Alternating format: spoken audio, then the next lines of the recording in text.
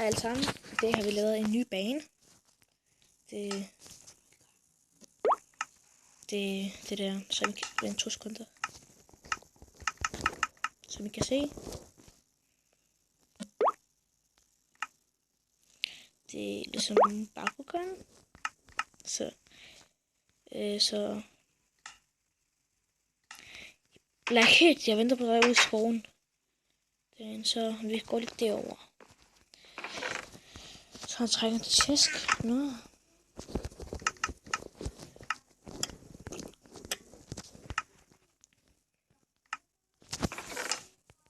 Lad os se. Slimeball, Ventus Red Ripper, Toastix, Pyrus Mama Cream, Dragonoid, Juggernoid. Hvilken skal vi tage?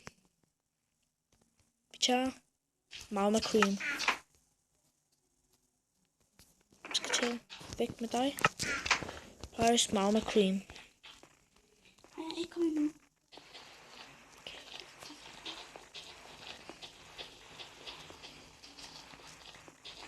Det er vores hus. Som I kan se, det er vores base, det er min base. Det her det er skabe Bakugan-rum. Her skaber man Bakugan. Se, man gør sådan her. Så kommer du dem, så træber du dem, så får du Bakugan, det der, sådan nogle her. Og det er min, det der kæmpe rum, her hvor man slås. Hvad fanden er det? Hvad fanden er det for noget? Det er der, jeg var, og jeg boede. Her kæmper man.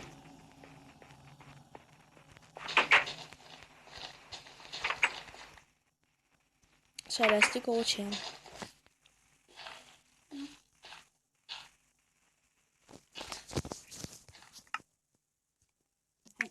Hvilken skov?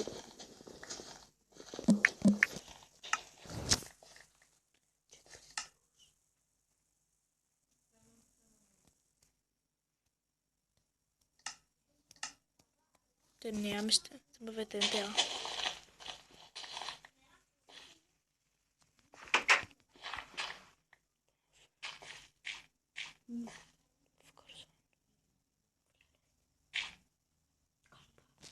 Okay. Okay, hvor er han? Er det på mig, eller? Vi skal lige zoome ind, for at være sikre. Vi prøver lige at kigge godt.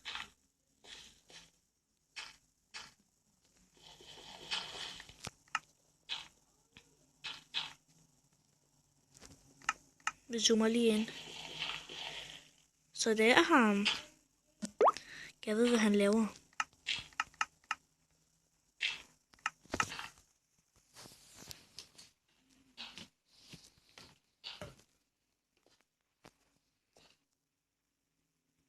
Så der var du. Hvor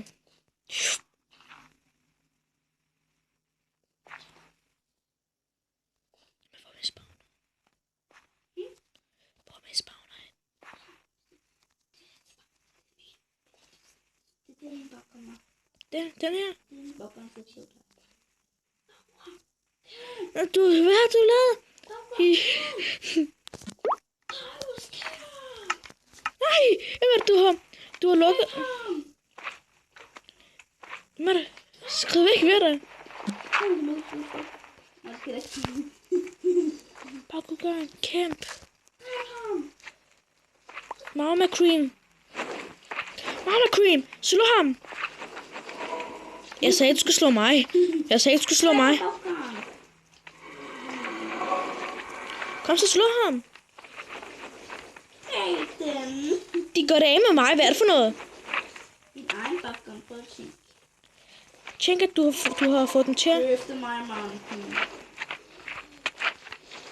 Uppala.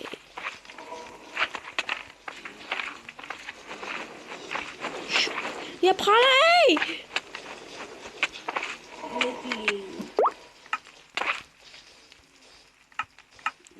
Bakugan, stop. Hvad har du lavet? Jeg har gemt den hernede.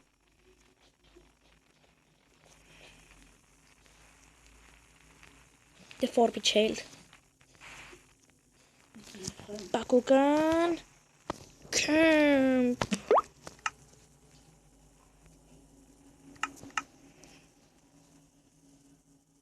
Stå. Stå. Stå der. Mama Cream. Hvad? Du skal gøre det med mig. Jeg mener, gøre det med ham. Jeg gemte mig inde i et hus. Nå. Og der var en Ventus slimball. Nej, det var min.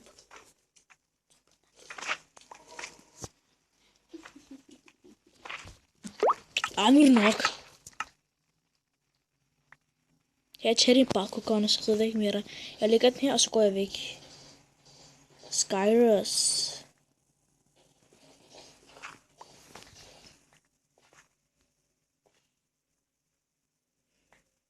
Hvor er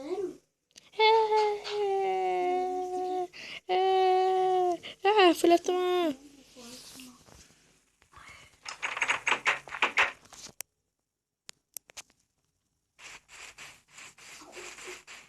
Nej, den kan du så sove, for jeg er meget træt. Jeg tror, at først vil du kæmpe mod mig og gøre det af med mig.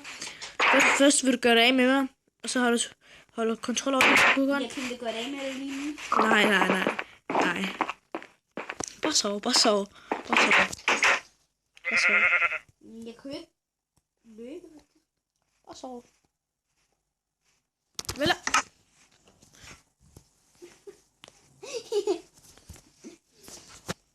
Og nu er du færdig.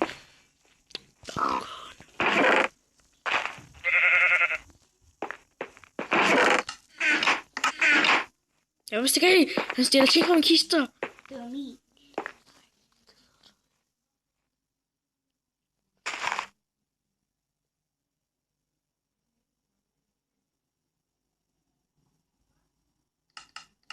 Jeg har stjålet din Dragonite.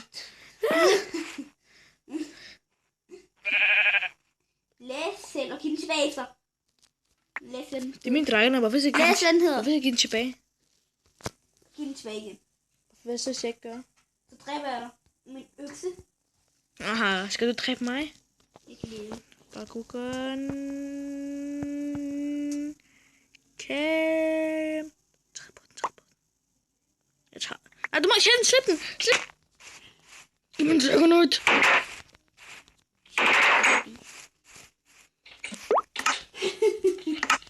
Nej, han er gået ind i Bakugan-skaberummet. Man kan ikke gå derind. Når den er tændt.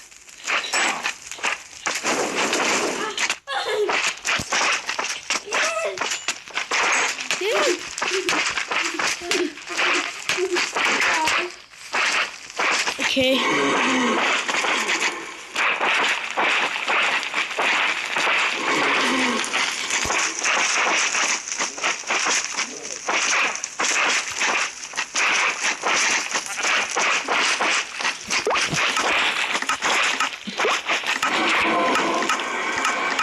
Nå, det går væk, ikke? Er det gået væk? Der var en Mama Cream. Der var en Dragonite. Drago, jeg kommer og tager dig. Jeg vil gå derind. Ikke igen. Jeg blev snydt igen. Min Drago. Det er ikke den rigtige Dragonite. Jeg har den rigtige. Før han tænder det. Nej. Det hjælper dig ikke. Det er kun dig, der går på ham. Okay, men så skal vi lade være med at slå, så kan vi sammen. Nej, tak. Det tror jeg ikke. Så er du færdig. Bliv ved bare derinde. Jeg skrider bare væk.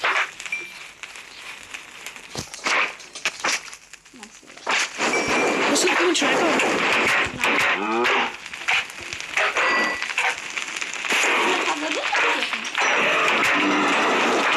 Kom derinde.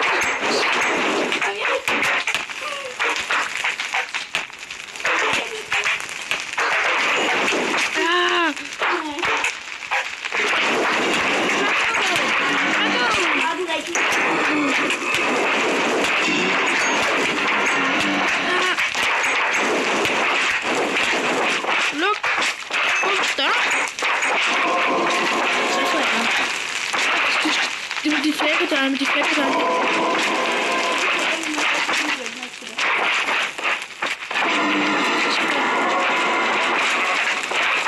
Hvad sker der? Det var åbent.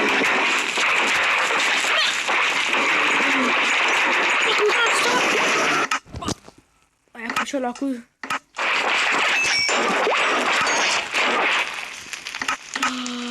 Blaze. Det er kun det. Vi åbner døren, og hvad skete der efter? Det er min! Det er mega cream. Det er jo ikke en Bakugan, det er bare en falskepapir og ladsager.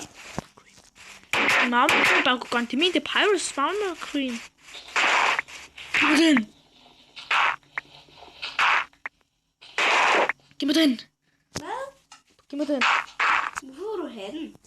Den er min, for det er min. Hey! Hvad laver du? Det er ikke klart. Flops. Nej.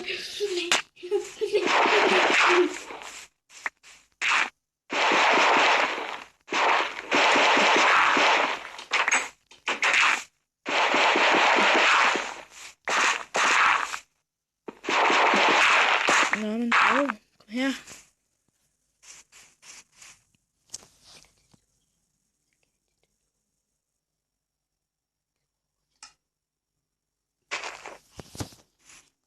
Har du låst døren? Det tager lidt tid at lukke. Beklager for overraskelsen. Du bliver lidt tid der. Det er meget vigtigt. Åbn døren. Jamen, jeg tager bare de andre. Døre. Nej, det må du ikke. Det må du ikke. Det må du ikke. Og der var en åben derovre. Nej, det må du ikke. Det skal du ikke. Du må ikke.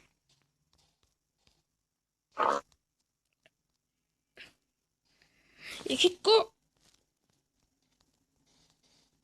Jeg kan ikke gå. Jeg kan ikke gå. Hvad har du lavet? Jeg har ikke lyst til alt meget. Jeg kan ikke lukke døren. Jeg kan ikke. Kom her, hvor jeg er. Jeg vil møde dig. Ikke lige nu. Ja. Jeg vil gerne møde dig. Kom. Nej, du kunne den, hvor der er. Jeg kommer godt af med dig. Min Dragonite.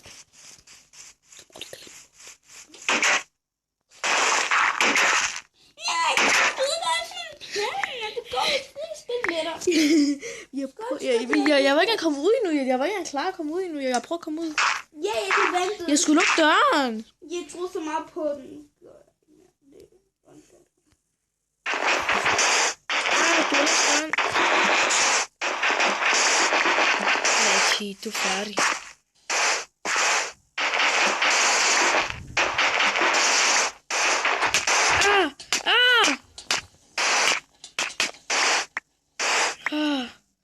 Hvad ved du med mig, din galning?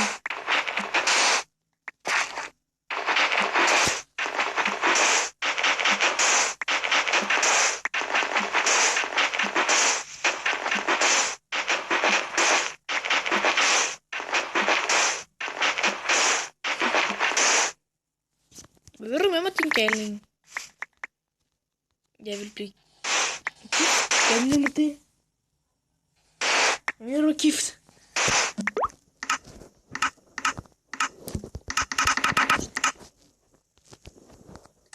Jeg går af med dig med den her. Hvad vil du med mig, Blackheat? Nej.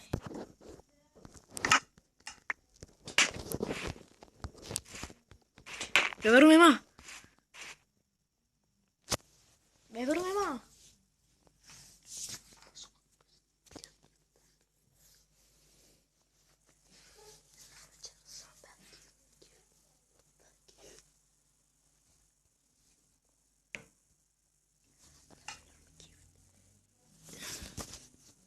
Gift?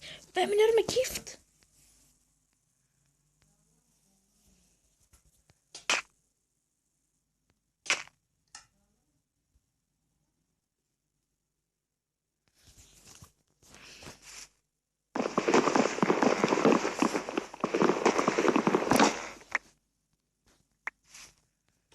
Nå, nu gør jeg det af med dig. Kød? Så du vil være venner med mig?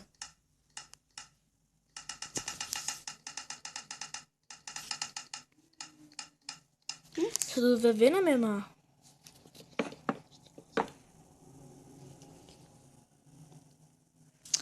Jeg går af med dig. Kom her.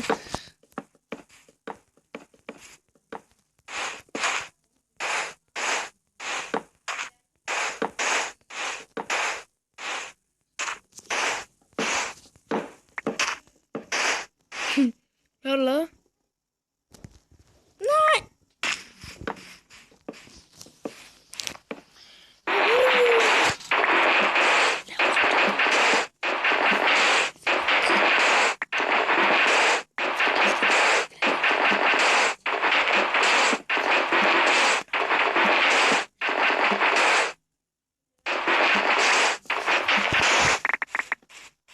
Gå nu ud af mit hus!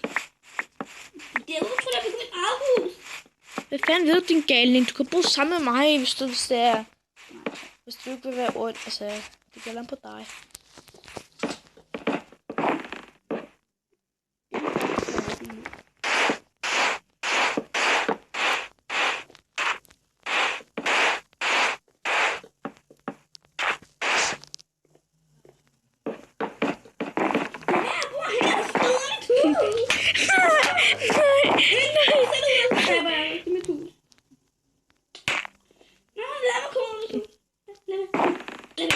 Nej!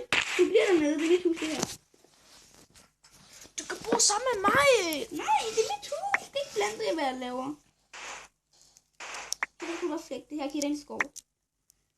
Det er ikke blandt det, hvad jeg gør. Og så giv mig en hakke. Nej, det har jeg selv brug for. Hvordan skal jeg så flægte? Det kan jeg lige. Jeg kan ikke lide træet, jeg skulle ikke lide.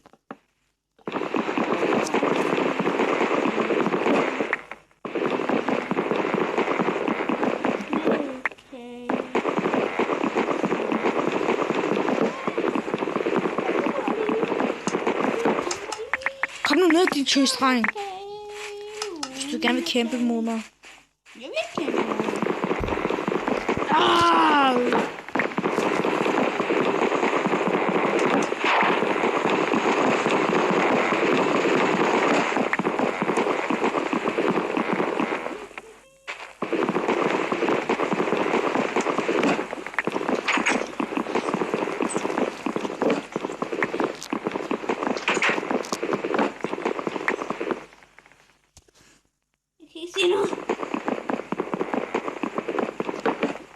Ja, du har heller ikke noget sen derovre. Det er også rigtigt. Du kan bare blive der. Det kan jeg. Det er sådan, skal jeg da blive kigget for.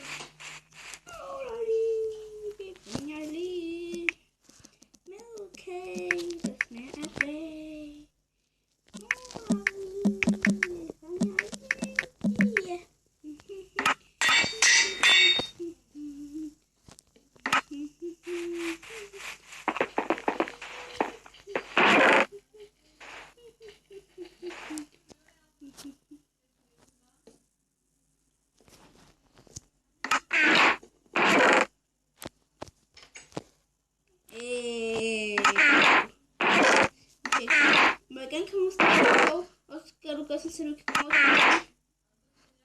Nej. Fordi jeg vil ikke have, at du begynder alt muligt træ i mit hus, og går helt derop. Du skal ikke flække mine ting. Du skal ikke flække mit hus. Du gør det for meget grimt.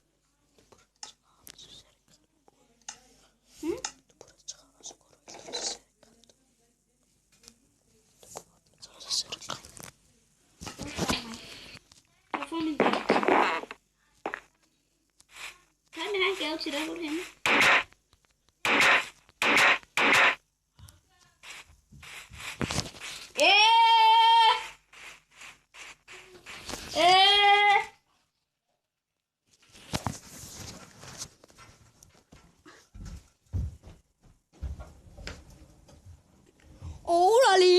Det kan jeg lide. Mødekage. Ja, der smager af på dag. Ja, det kan jeg lide. Det du det. Det.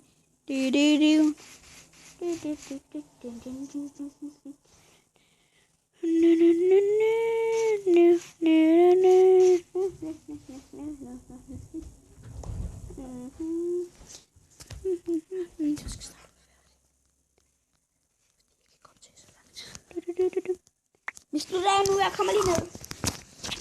Endelig. Skal jeg se mit flyvende hus? Må jeg på hold med dig, din tro? Er du rigtig? Nej! Jeg kan sove for at slutte videoen. I det mindste har jeg fået en kæmper på mit hold. Undskyld. I det mindste har jeg fået en kæmper på mit hold.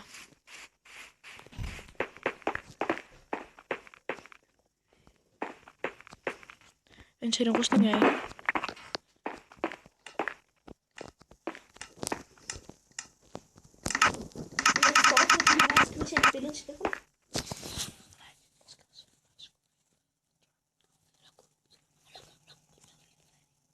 Ej, du skulle have gjort det.